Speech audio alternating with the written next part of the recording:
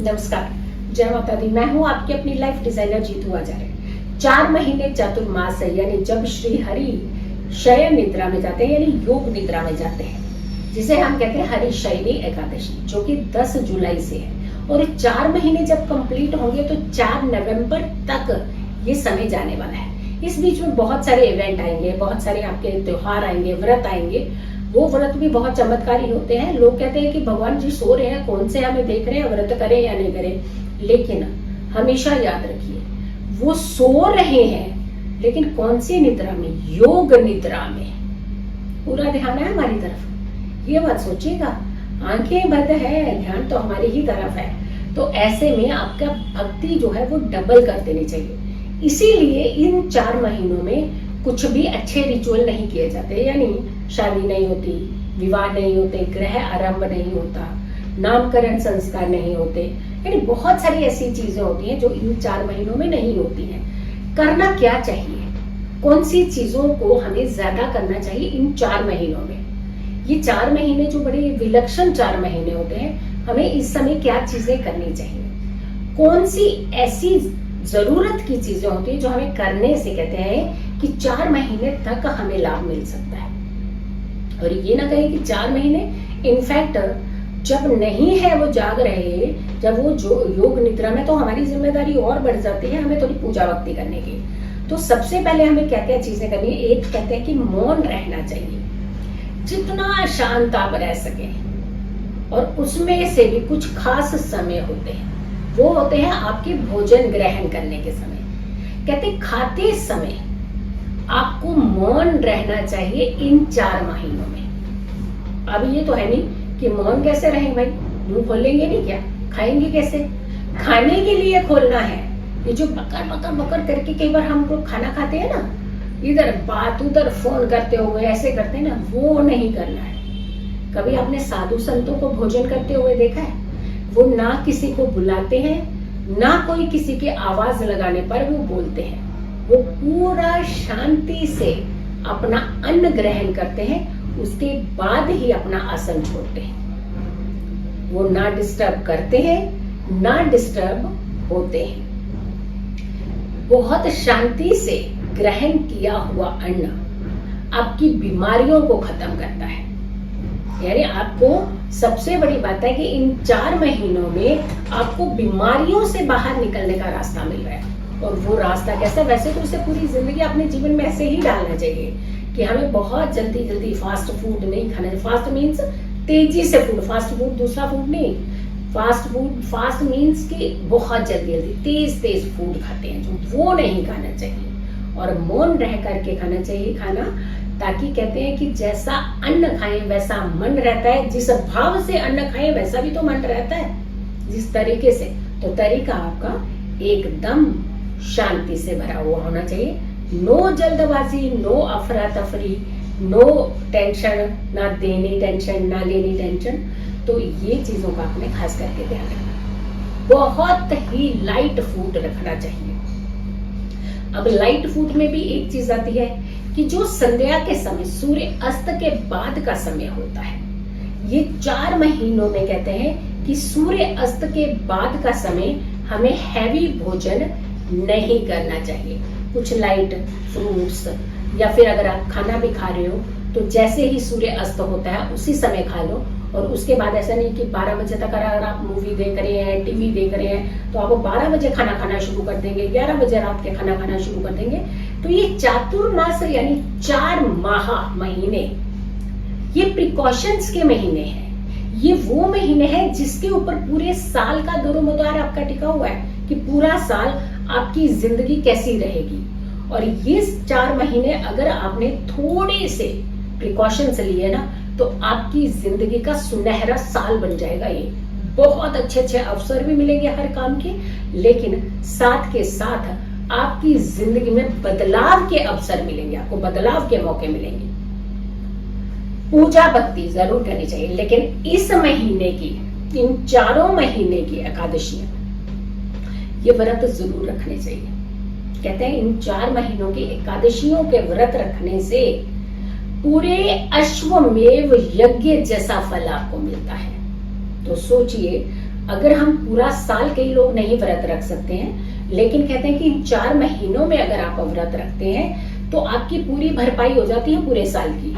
लेकिन उसमें भी हरि शयनी एकादशी, हरि प्रबोधनी एकादशी, ये सबसे उत्तम एकादशी है। ये तो आपको रखनी ही चाहिए। और बीच में आती है एक पापा कुशा एकादशी, जो अपने सारे पापों को हर लेने वाली एकादशी। ये एकादशी तो आपको रखनी चाहिए, लेकिन फिर भी अगर ये 4 महीने की एकादशी अगर आप रख लेते हैं तो सोचिए आपकी जिंदगी के अंदर चमत्कार होता है। आपका जीवन सही दिशा की तरफ चलने लगता है। आपको ऐसे ऐसे चमत्कार दिखते हैं जिसकी आपने कभी कल्पना भी नहीं की होती। और मान लीजिए आप व्रत नहीं रख पा रहे तो एटलीस्ट पूजा भक्ति तो कर सकते हैं, क्योंकि 4 महीने में भगवान विष्णु की आराधना की जाती है। लेकिन इन्हीं 4 महीनों के अंदर भोलेनाथ भी आ जाते हैं धरती पर हमारे इर्द गिर्द। तो कहते हैं कि इन 4 महीनों में भोलेनाथ की आराधना प्लस भगवान विष्णु की आराधना करने वालों को कभी जीवन में कष्टों का मुख नहीं देखना पड़ता। तो भोलेनाथ की आराधना भी कीजिएगा और साथ के साथ भगवान विष्णु की आराधना आपने जरूर करनी है। थोड़ा समय जरूर निकालना है अपने लिए, एकांत बैठने के लिए, अपने जीवन को समझने के लिए, अपने जीवन की गलतियों में सुधार करने के लिए। लेकिन गलतियों का सुधार तो तब करेंगे ना जब आपको पता है कि आपने क्या गलती की है। जब आप उस तरफ अपना ध्यान ही नहीं लेकर जाएंगे तो आप सुधार कैसे करेंगे? तो आपका जीवन तो गलतियों के बीच में ही घूमता रहेगा। तो इसीलिए कहते हैं कि चिंतन और मनन, यानी 4 महीने में आपको अपने बारे में जरूर सोचना चाहिए। कुछ क्षण एकांत बैठना, मौन बैठना, शांत बैठना और अपने ऊपर विचार करना। इससे शुद्धि होगी आपके विचारों की, इससे शुद्धि होगी आपकी भावनाओं की, इससे शुद्धि होगी आपकी नियत की। और ये 4 महीने आपके बड़े बदलाव के 4 महीने बन जाएंगे। और अगर मौन रहेंगे तो इससे सुधार होगा आपकी वाणी में, यानी आपकी वाणी शुद्ध होगी। तो ये महीने बहुत ही चमत्कारी महीने, आपके जीवन में चमत्कार करने वाले महीने होते हैं। पूजा करना, पाठ करना, ज्यादा निद्रा नहीं करना। अब ये नहीं है कि भगवान जी सो गया तो हम कौन से पीछे हैं, हम तो ज्यादा सोएंगे उनसे, हम तो डबल सोएंगे। भगवान सोया तो हम क्यों पीछे रहेंगे? अगर उन्होंने आपने कुछ समय सो रहे, 4 महीने सोए, तो हम 12 महीने सो जाते हैं। फिर ये नहीं, वो योग निद्रा में है। वो आपकी तरह खर्राटे मारते हुए निद्रा वाले में नहीं है कि सुबह भी सो जाओ, दोपहर भी सो जाओ, शाम को भी सो जाओ, रात को भी सो जाओ। तो आप सो ही जाओ ना, फिर तो परमानेंट सुला देंगे फिर वो। नहीं तो सोने की भी एक सीमा है, कितना निद्रा आपको करनी चाहिए। कहते हैं 6 से 8 घंटे जो नींद होती है ये बहुत होती है, सफिशिएंट होती है। लेकिन इससे ज्यादा एक्सेस जो लोग सोते हैं उनका दिमाग बहुत कमजोर होता है, उनके दिमाग में तेजी नहीं होती है।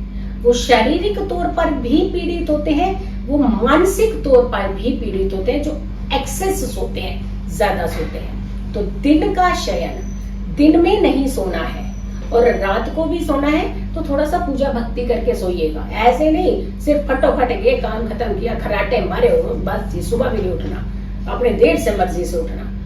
कम निद्रा करना, जितनी कम निद्रा करेंगे उतना ही आपके जीवन में जल्दी बदलाव होगा। शादीशुदा लोग ब्रह्मचर्य का पालन करना, खास करके कहते हैं इन 4 महीनों में बहुत प्रिकॉशन रखने की जरूरत होती है।